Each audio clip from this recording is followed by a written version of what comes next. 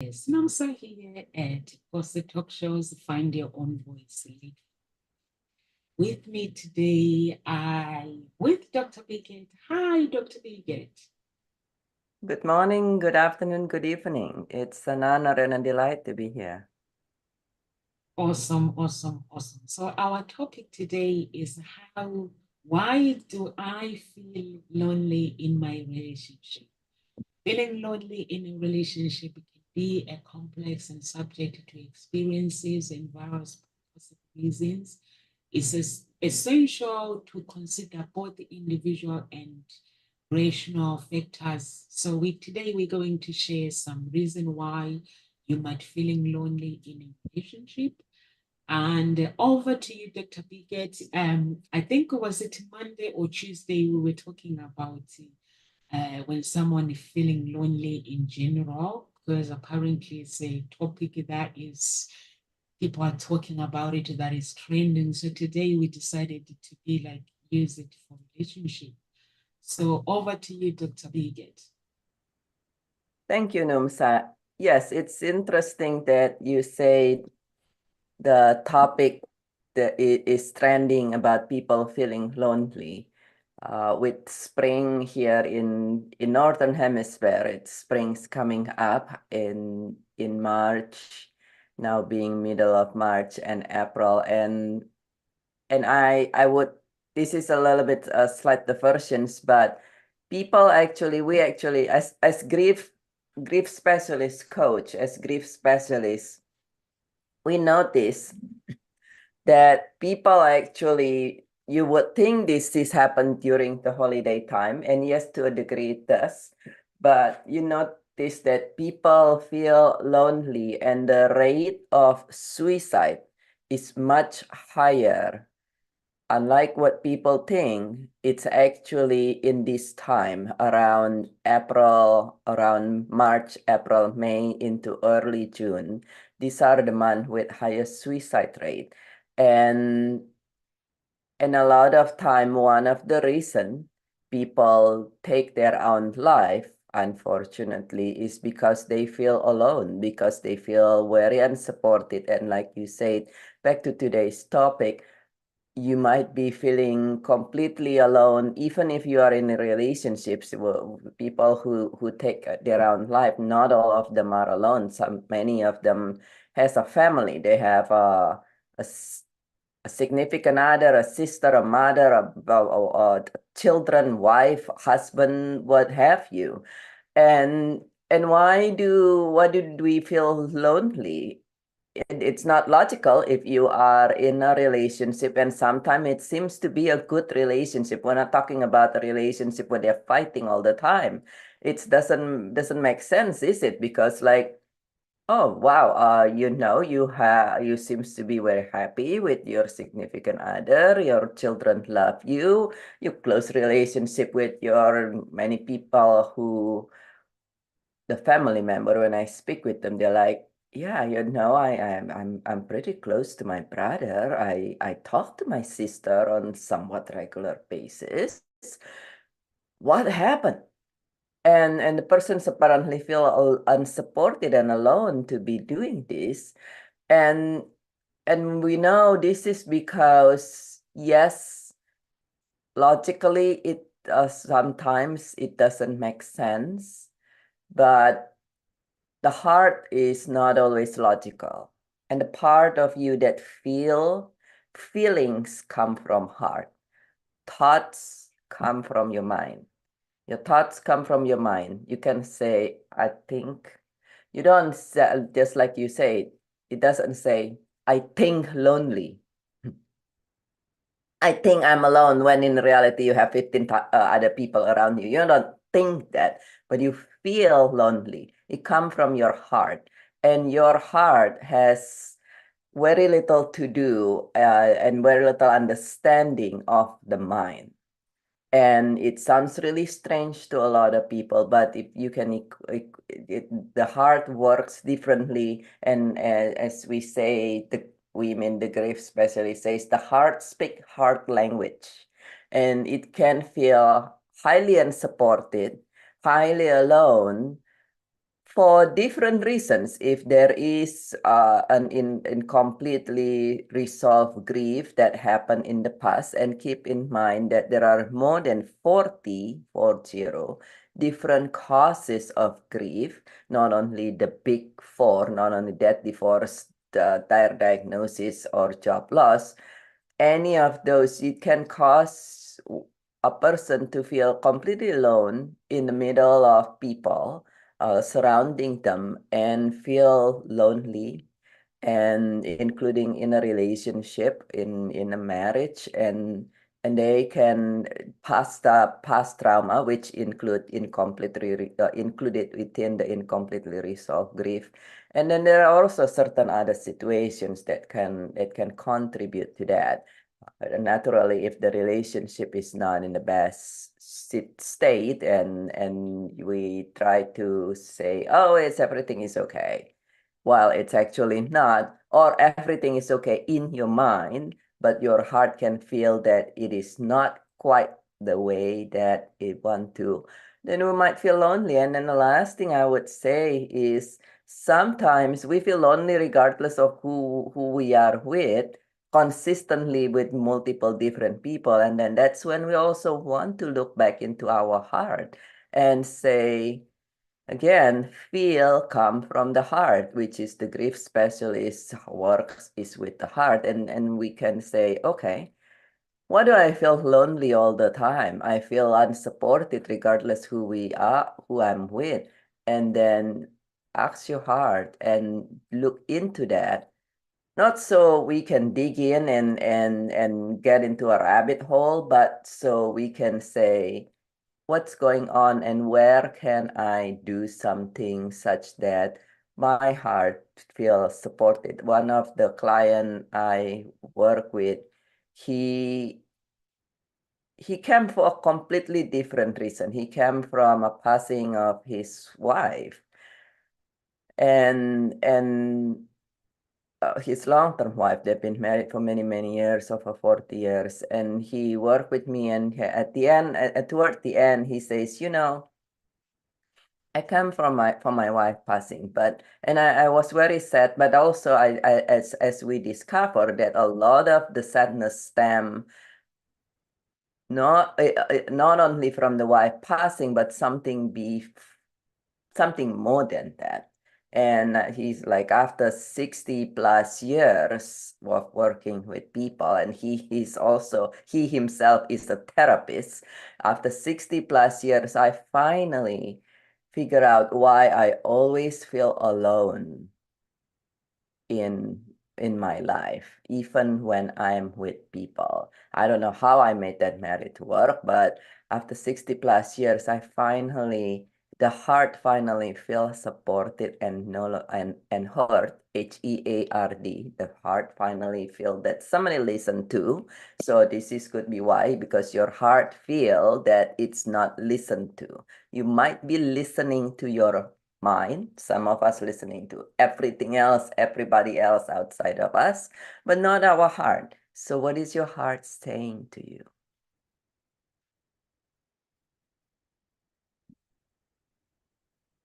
Dr. Bigard, when you say it's sometimes your heart may feel like it's not listened to, because we did the other version of this topic, different coaches, and it's amazing how we all have these different views, but they all comes down to one thing, which is the connection. Because if you feel that your heart is not listened to, is not being listened to, and that can cause a disconnection in a relationship with somebody.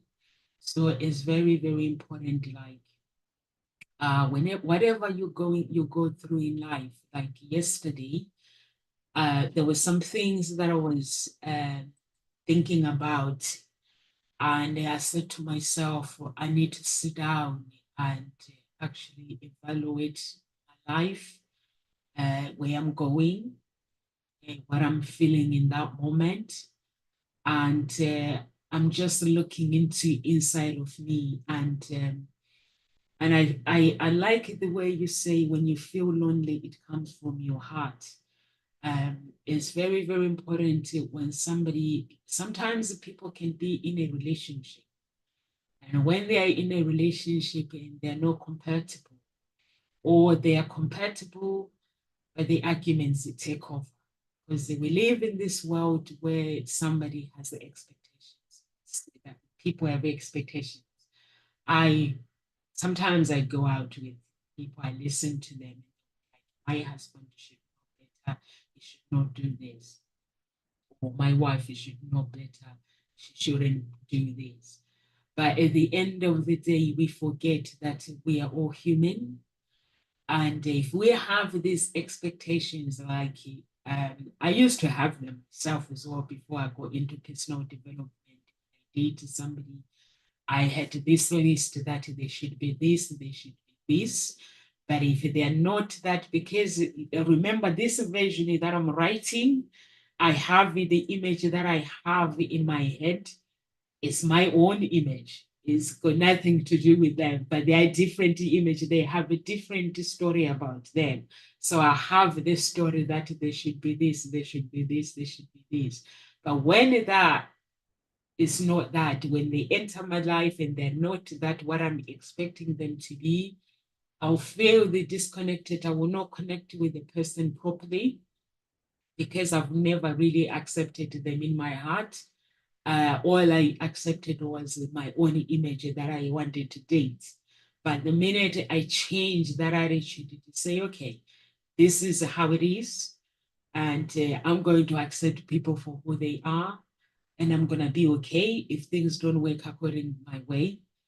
And I find that in that way, I started to connect with people properly.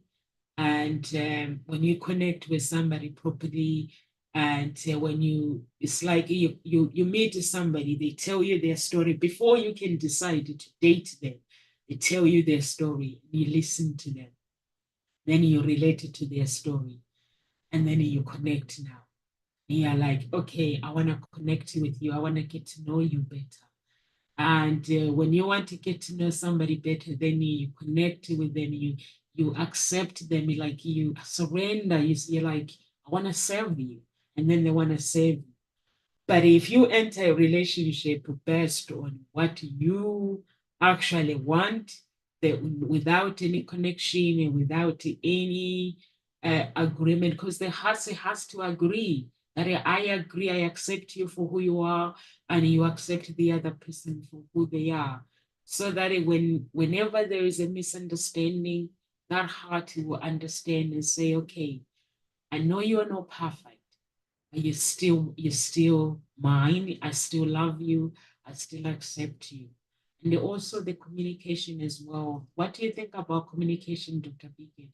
Because I think the communication is very, very, very important in a relationship, and listening as well. Because I don't know if you've ever had clients that come to you, they're grieving, they're like, I'm communicating with my spouse, but they're not listening to me, and they think my argument does not exist or anything. Have you ever been in that situation?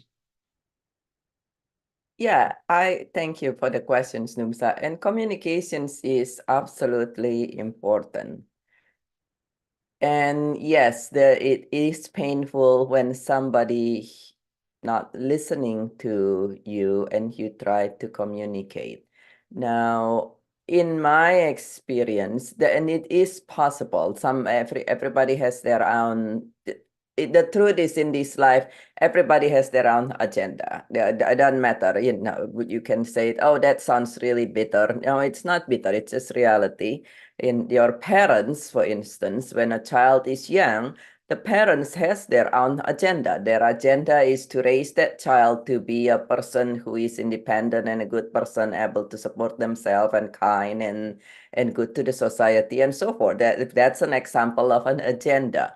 But everybody has their own agenda. So back to the communications, it is something that now, with an exceptions where the person agenda, in other words, the other person agenda is exclusive instead of you, instead of inclusive of you. And what I mean is, let's say you could even be in a marriage or in a work situations or something, and the person says, well, I'm gonna marry this person, or I'm married to you, but the reasons I'm married to you is A, B, C, D, X, Y, Z, and it's all about me, me, me, me, me, me, me. and if it's not meeting what me one, then we're gonna try to change you such that it's fit me, me, me, me, me, me, me. Well, that will be that my heart goes out to you if you are in that situations, and you might want to see what can be done about that, or your suitability in that situations. But with an exceptions of it is 100%. And now you might say, well, if it's a workplace, aren't they always me, me, me, me, me, me, me? No, that's actually not being leader in workplace and being an owner of business. I workplace, a good workplace, their focus is actually us. Yes, you work for us, ABCD, but we give you ABCD in exchange, including in addition to just paying your salary, by the way. We want you to be able to grow. We want you to be happy working here, and so on and so forth. But the communication is really important, and even more important, most of the time, if we particularly feel that we're not listened to in this day and age, it is a good thing to be able to do this, but many times we communicate with our mind. Back to the mind and heart situation. We communicate with our mind. And so if you think communication is to communicate, to connect, do you if when people truly connecting, though, it's not the connecting mind to mind. What is the saying in English language? You connect heart to heart. So if you're communicating with your mind, and you might not even realize this, but your communication level is this. If this is the whole depth, your communication level is only this depth, which is limited to your mind, there is a part that you're leaving out there. And that might be why you are not feeling listened to. And I have people come to me and say, well, I got what they said, they got what I said, but I just still feel not connected.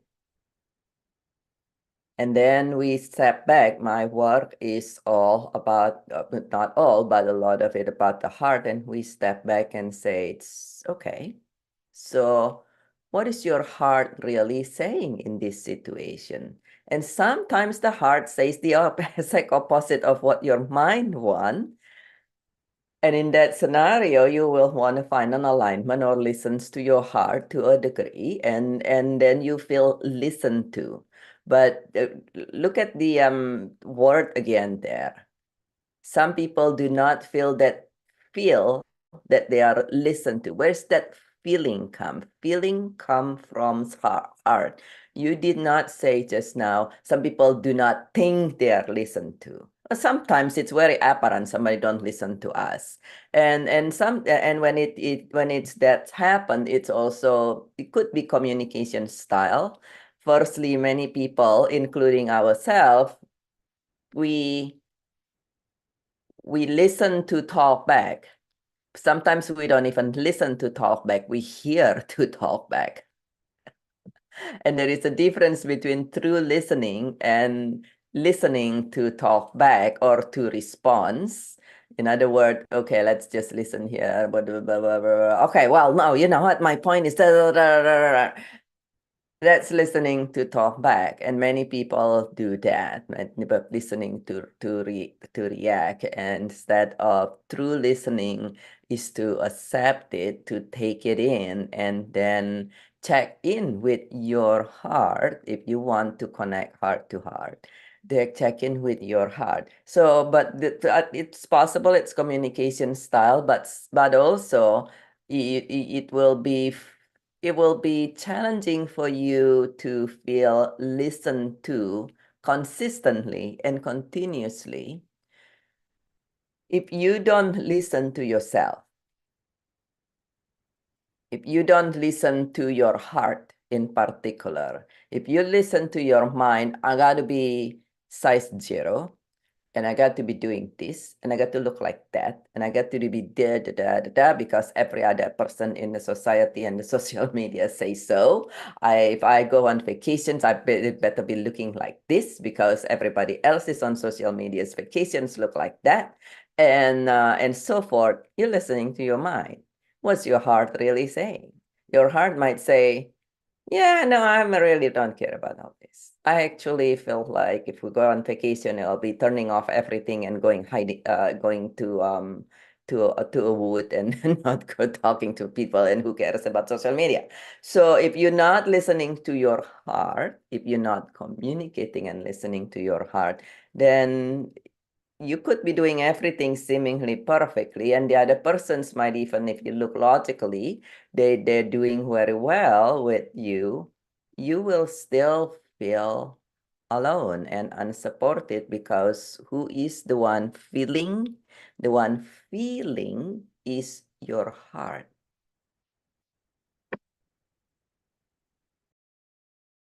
Dr. Bickett, heart to heart. I just love that. It's my favorite thing, actually, where I believe that if the hearts are not connected, there's no way that a relationship work. Because that's why I put the example of from the beginning when we do meet. When we do meet up with spouses for the first time, for the first 6 months is amazing. Why can't it just be like that? I know life brings problems because, for the first 6 months or first 1 year, we appreciate each other. There's so much gratitude. There's so much heart to heart because the other person is trying the other person to win their heart. But that's how the relationship should be, regardless of having challenges, because the relationship comes with the challenges. But sometimes we let challenges take over, or maybe we stop working on our relationship. And that's why we end up feeling all alone because we feel, you know what? I went fishing for a very long time. And now I'm no longer needing to go and look for this love of my life. I've got them. I don't need to work hard anymore. And also unforgiveness. When we don't forgive, I like it, Dr. Biggett, when you mentioned that communication is important and heart to heart, also the forgiveness in that heart. When the other person, when they do something wrong in a relationship, because the relationship comes with its own as an individual without being compared with somebody else's relationship. So if somebody wrongs you in that relationship, it makes it very easy if you find that special place in your heart and say, you know what, remember how you met. This is still my friend. This is still my lover. This is still my queen. This is still my king. I'm just going to forgive and move on. But some people, they make a mistake. They don't forgive. And when they don't forgive, they, they invite the stagnation, or they start comparing their exes when problem arises that, oh no, I can recognize this from my ex-boyfriend or from my ex-girlfriend. He's just like my ex. And then that person is labeled. And then when the person is labeled, forgiveness, the identity is lost, instead of actually to see people as individual. And when you see somebody like, oh yeah, I've dated this person, but this one is an individual person, just dealing with them as individual. And some people, they compare their relationship with other friends, their friends. When they're friends, they talk and they'll be like, okay, my man does not do that, or my wife does not do that. When they get home, they bruise their wives, and the wives get angry. Why are you comparing me with other people? Why don't you understand me? Then unforgiveness, anger. But if you were like heart to heart and you're like, this is my heart, and her heart or his heart, let's link this heart together by loving each other unconditionally. Whatever happens in life, it happens in life. Dealing with it together, we're team. And once you deal with that thing as a team, you give each other because you understand that you're not perfect. But then there's one thing, a big thing that you mentioned about me. For me, I had to get rid of. Honestly, I had to get rid of that attitude where it's all about me. It's all about me, this, me, that, me, that, me, this, me, that. When I'm in a relationship now, all I do is how do I say this? The other person have to open up. Like I was talking about it, I was yesterday, the day before yesterday, that if the spouse does not respond how I want, I'm no longer wasting time with my spouse and trying to change them or trying to say, why can't he get me? Why can't he understand? Because he would not fulfill my needs. So instead of me letting that loneliness enter my heart, I have to go to God and say, God, search through my heart, cleanse whatever the thoughts that I have in my heart, cleanse my heart, clean my heart so I can love, so I can learn to love myself, so I can learn to love my spouse. If my spouse, there's something that is in his heart, I ask God, the angels, to go and clean his heart. I don't want to hold somebody, and I don't want to feel lonely. And relationship, it takes two to tango. When there's loneliness, that means the other person is disconnected themselves. And also, if there is loneliness and disconnection, you have to find ways to reconnect by blaming each other. So what do you think, Dr. Biggett, with these couples where they disconnect with each other and then they start blaming each other? Or they compare their relationship with their spouse, they go on Facebook, they're like, wow, I saw them so with their spouse. They are going on holiday, they're having fun. Why can't we go on holiday? Yeah, a lot of people like to compare all sort of things with others, and there is the phrase comparison despair. Because a lot of time what you comparing your inside with to other people outside. So you're comparing other people outside to your inside. And this include relationship.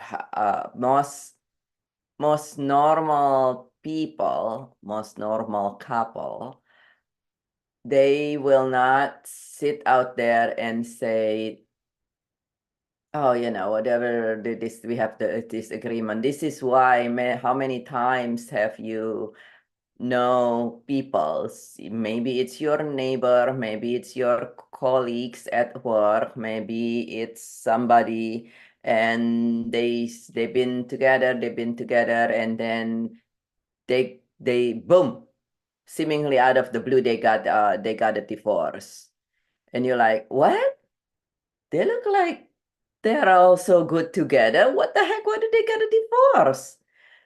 Well, because what then on the outside that you've been able to see all this time for months or years is what's on the outside. At the inside, so it's a whole different story. And imagine if you were comparing yourself with these people on the outside all along. You're like, oh, like look at that, look at the Jonases, look at them going to this, going on a vacation, and the what are doing that, and then look at the Smiths, they're doing this, and then and then it gets like, boom, a year later or 2 years later, like, oh, when I'm going on a divorce, look at what you were comparing to.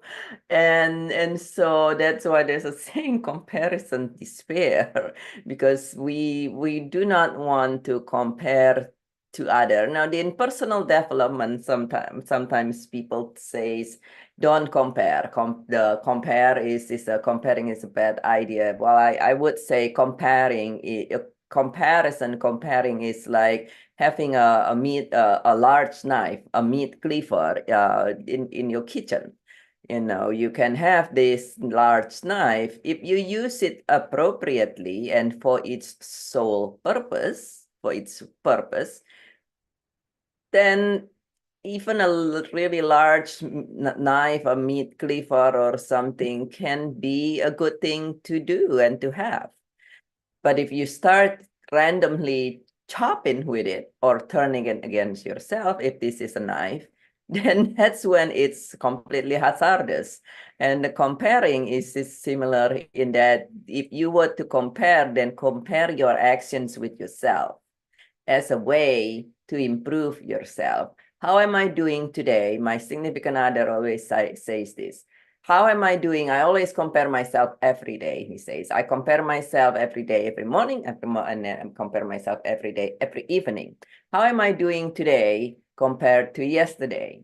What can I do tomorrow that will be better than today? That is one comparisons that you may do. How am I doing today? Yeah, compared to yesterday. How am I doing tomorrow? That can be better. But not comparing your inside with everybody else outside. Oh, they're going this, they're going that, and that will create a lot of challenge. And also in terms of, I think you have two questions there. So the other questions is people become disconnected. And it is very normal for people for human to get busy, to get disconnected. And because we are busy in our own world. And a lot of times, sometimes we forget, is it possible for us to be continuing to be the way we were when we were in the first 6 months or in the first 12 months of our relationship? Absolutely. If you put as much effort into it, you will. And is it possible for you to return to that state? Absolutely. If you put as much effort into it, you will.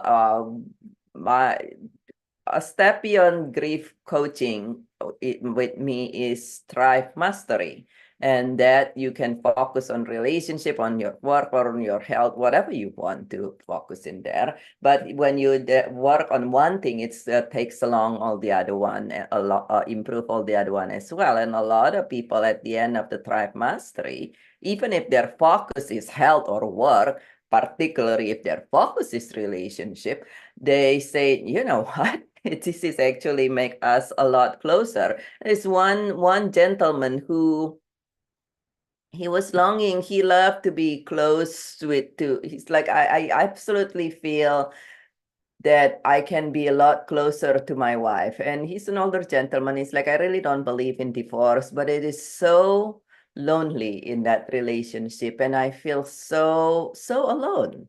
And it feels like like we're talking in different language and we live in the same house, but feel like a different planet. Oy. And yeah, so he works with me.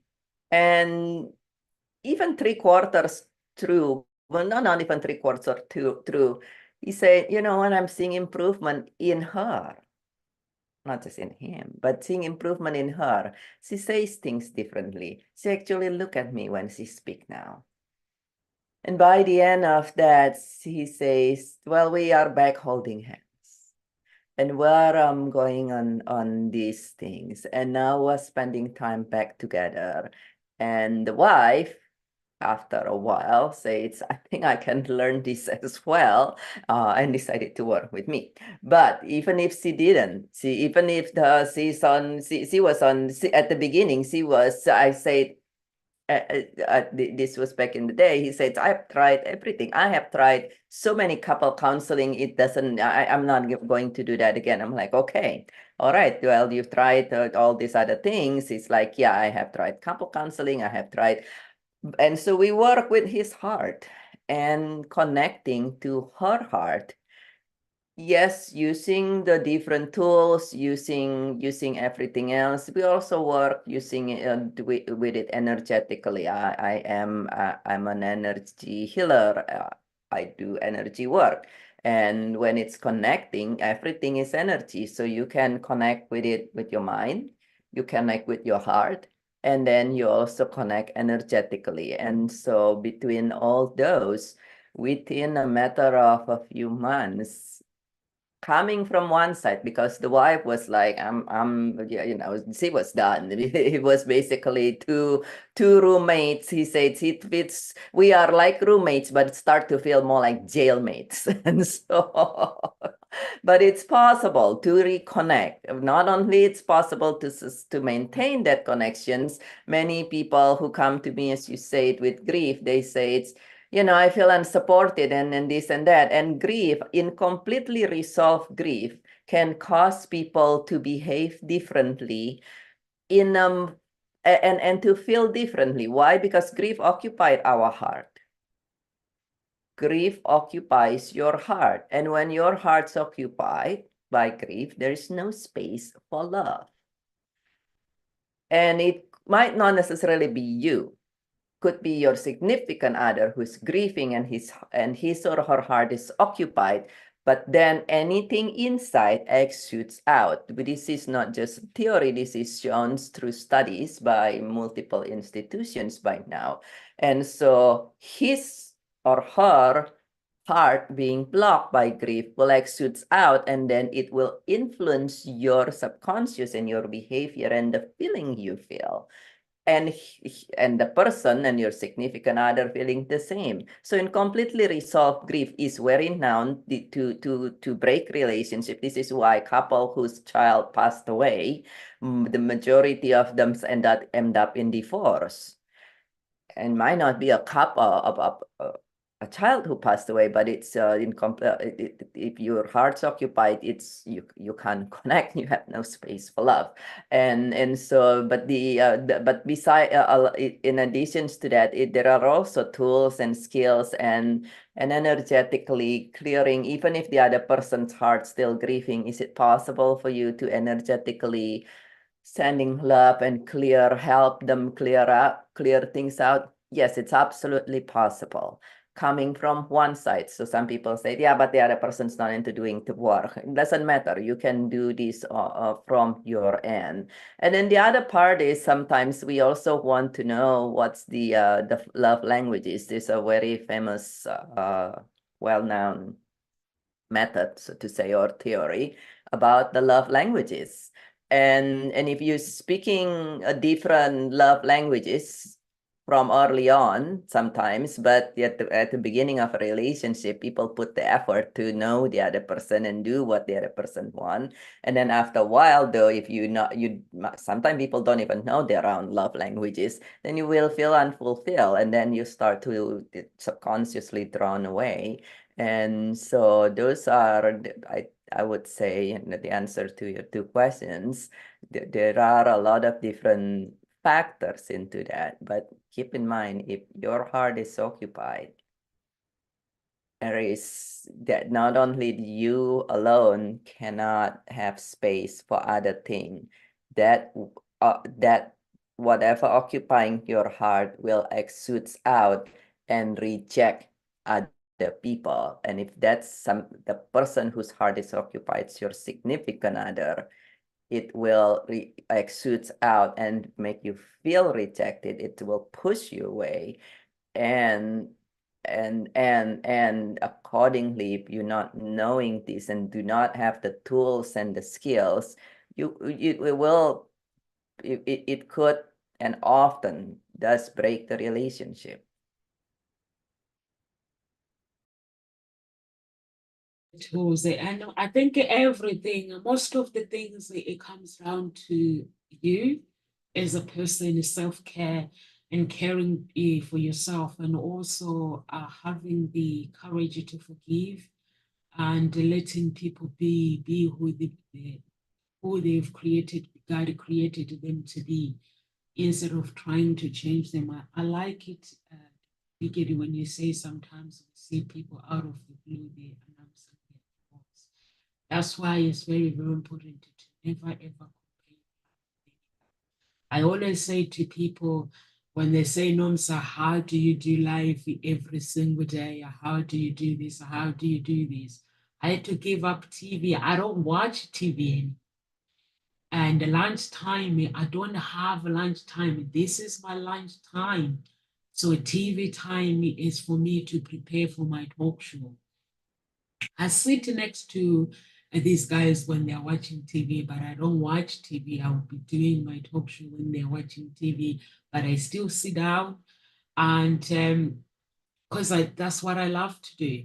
But at the same time, when it comes to relationship, you have to look at that person as the individual and say, let them be, do the things that they love to do, and then you do the things that you love to do. If there is a conflict in a relationship, please make sure that you solve that conflict. And mostly British people, they like to sweep things under the carpet. I don't know in America.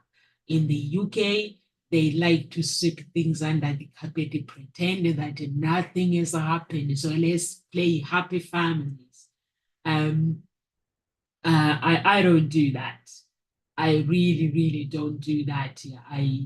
My spouse knows that I don't play happy families. I will never ever pretend to somebody. If I'm not happy with something, I always make sure that we talk things through. I don't pretend that, like sweeping things in the cupboard, like hiding my feelings and hoping that magically my feelings is gonna be healed and things like that. I don't do that. And I always say to my spouse, that's not who I am. And I don't nag. I try to I speak to somebody if I feel that there's something that we need to discuss. In this house, everybody has to, their feelings has to be, they have to put them out. Even my children, if they're not happy, they tell you that I'm not happy. Mommy, I'm not happy with you. I'm like, what did I do now? Oh, you hurt my feelings. What did I say? Oh, they have to explain. And then I have to sit there, apologize to my children if I do hurt their feelings.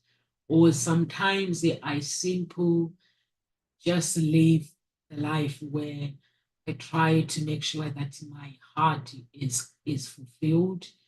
My thoughts, I try to meditate.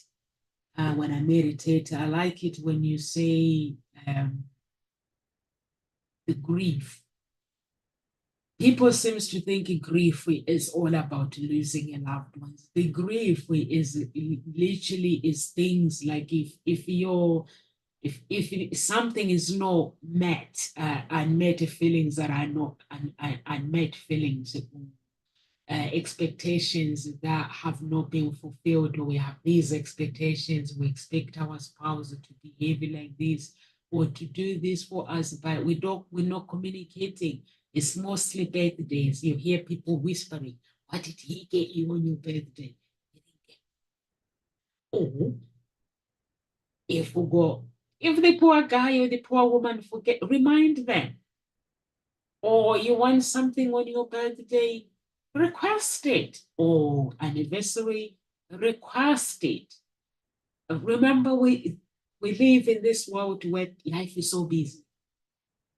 Life is so busy. So remind them.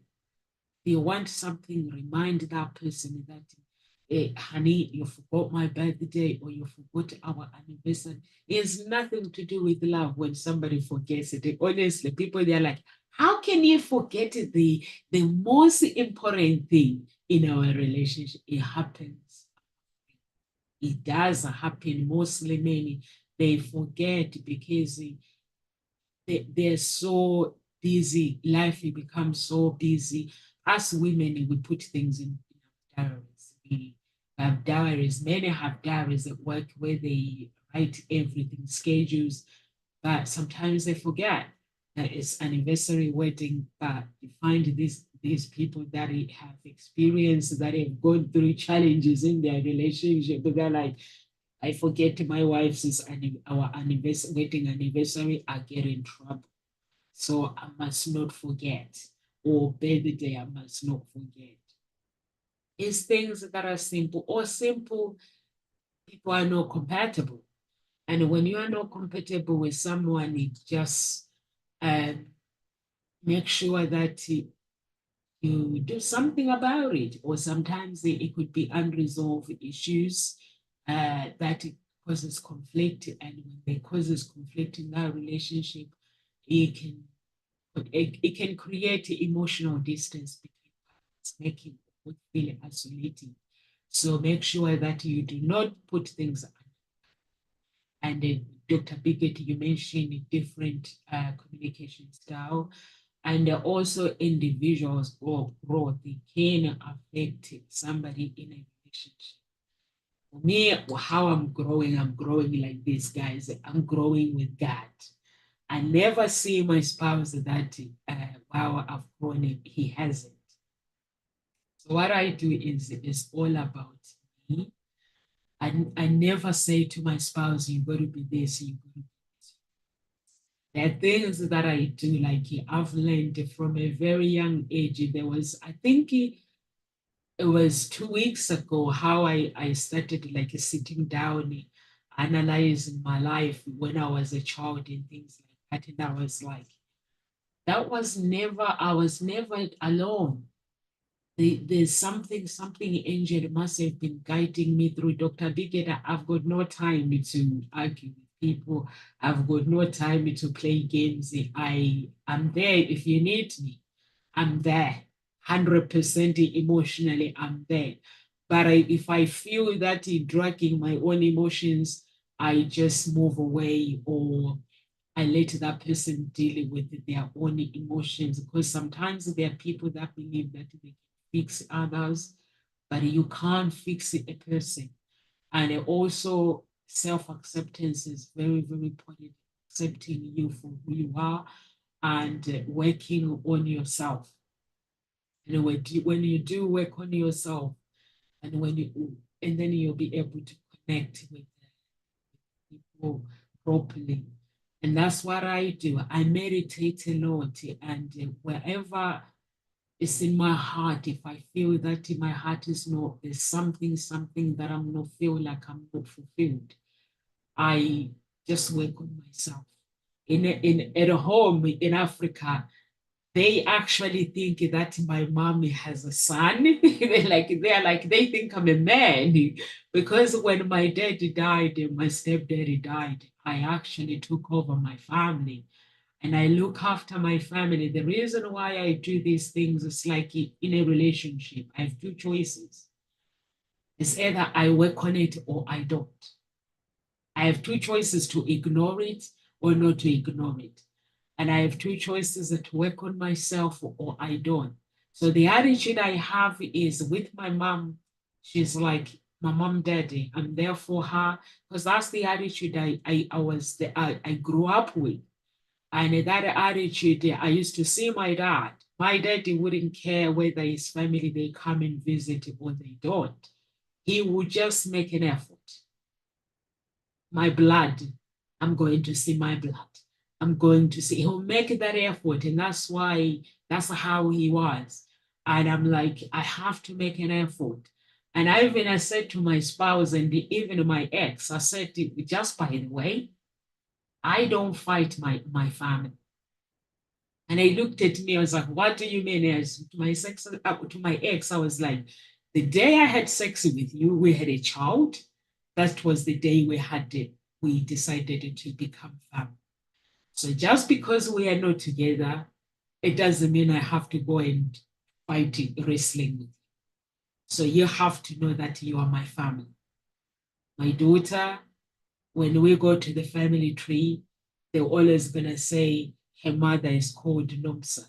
So I was like, I just have to accept you and love you unapologetic with your mistakes, with my mistakes. So it's up to you how you look at me as a person.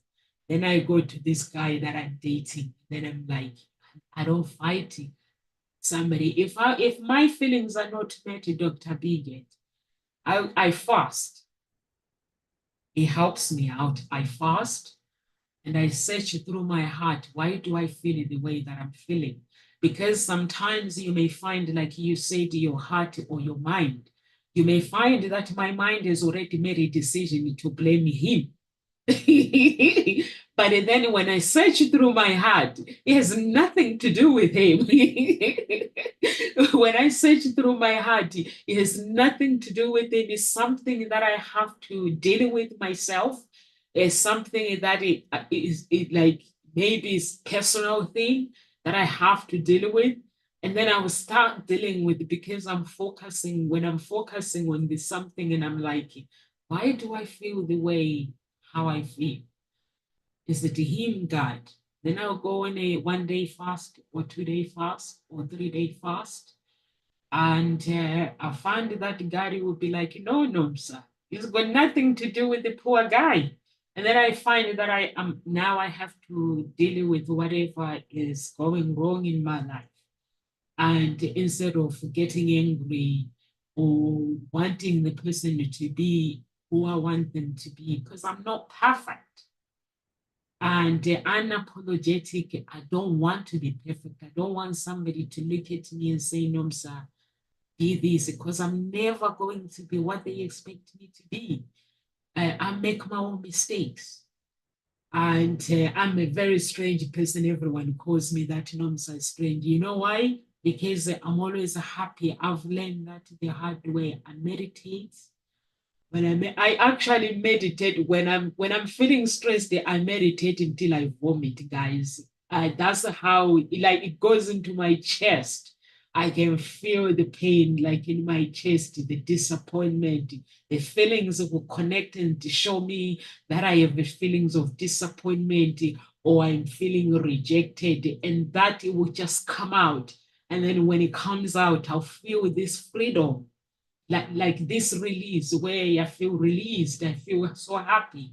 So it's very, very important that when you go through life sometimes, instead of looking at a person and say, they don't love me, they don't do this, do you love yourself? Do you accept yourself? If you still feel like, yeah, this person does not love me, unapologetic, move away from that relationship because God wants you to be happy. He will not want you to date somebody for the sake of dating, to be in a relationship. Some people like the ring, they just like the idea of getting married to a guy, or the guys like the idea of getting that beautiful woman so they can show off on social media, but at home they're miserable. I always say to people, you see how I put my pictures, Dr. Bickett?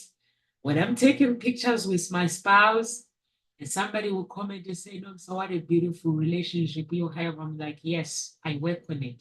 By the time I put that picture on Facebook, maybe there's been 3 pictures that I tried to take, or I had to negotiate. Oh, honey, why do we have to take pictures? Is it really necessary to take pictures? I have to negotiate. I have to give the reasons why. And then we end up taking pictures. But when I'm taking pictures, I'm not taking it to put it on social media, just memories. Then it ends up on social media. Imagine you don't know me and then you go and compare yourself. And also, guys, for my relationship to work, sometimes I have 7 hours with God where I stay overnight praying for my relationship to work. Or sometimes I fast. Yeah. For my relationship to work, for my business to work. Or sometimes I go into meditation where I go silent.